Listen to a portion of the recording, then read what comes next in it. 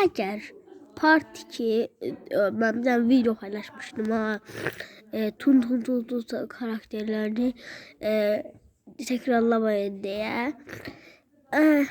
Şimdi ben eğer onu o videoma 100 beğeni gelse, 100 beğeni gelse, eğer gelse bir tane orada şey var diye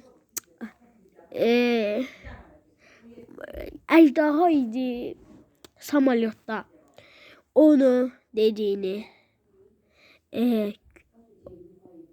köpek balığı var ha, onun dediğini, trallere onu demişim, üzr istəyirəm. Ve ne desem, Imbarzini Bananini onun dediğini ben size diyeceğim. Ama o videoma 100 beğeni gelmelidir. 100 beğeni gelse 5 tane video atıram. Özde hemen karakterlerin hakkında.